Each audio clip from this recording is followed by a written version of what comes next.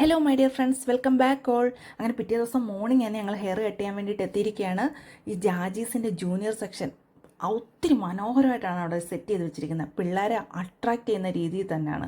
കുറച്ച് time wait ചെയ്യേണ്ടി വന്നാലും അവർക്ക് ഉറപ്പായിട്ടും ബോറടിക്കത്തില്ല. കാര്യം അവർക്ക് കളിക്കാനുള്ള സംഭവങ്ങളെല്ലാം അതിനകത്തുണ്ട്. അതുകൊണ്ട് ആർത്തുല്ലസിച്ച് കളിച്ച് ഹെയറും കട്ട് ചെയ്ത് സൂപ്പറായിട്ട് വീട്ടിൽ പോകാൻ പറ്റും. അങ്ങനെ ദേ ഒക്കത്തുനിന്ന് ഇറങ്ങാത്ത തമ്പുരാട്ടി വരെ അവിടെ ഇരുന്ന് കളിച്ചുകൊണ്ടിരിക്കുകയാണ്. അങ്ങനെ ബദ്രിക്കുട്ടൻ്റെ ഹെയർ കട്ടിംഗ് ഒക്കെ സ്റ്റാർട്ട് ചെയ്തിട്ടുണ്ട്. സ്കൂളിൽ ഫാഷൻ കട്ടൊന്നും അലൗഡ് അല്ലാത്തതുകൊണ്ട് നോർമൽ ഹെയർ കട്ടിംഗ് ആണ് ചെയ്യുന്നത്. ഈ ആൾ കരച്ചിൽ കൂടാതെ ഹെയർ കട്ട് ചെയ്യാൻ തുടങ്ങിയിട്ട് 1 ഇയർ പോലും ആയില്ല. യു കെ ജിയിലേക്ക് ആയതിനു ശേഷമാണ് മുമ്പ് കരയാത്തത്. അതുവരെ അവനെ ഇളക്കി മറിക്കുമായിരുന്നു.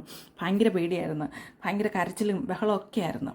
ഇനി തമ്പുരാട്ടിക്കുട്ടിയുടെ ഹെയർ കട്ട് ചെയ്യണമെന്ന് ആഗ്രഹം ഉണ്ടായിരുന്നു. പക്ഷേ അവൾ ഈ സെയിമാണ്, അലറി കൂവി വിളിച്ച് നാട്ടുകാരെ മൊത്തം അറിയിക്കുന്ന സ്വഭാവമാണ്. അതുകൊണ്ട് ഞാൻ അതിന് മുതിർന്നില്ല. ഒരു തവണ അവൾ പാർലറിൽ കൊണ്ടുപോയി മുടി വെട്ടിയിട്ടുള്ള അന്നത്തടം കൊണ്ട് എനിക്ക് മതിയായി. അമ്മാതിരി ബഹളമായിരുന്നു.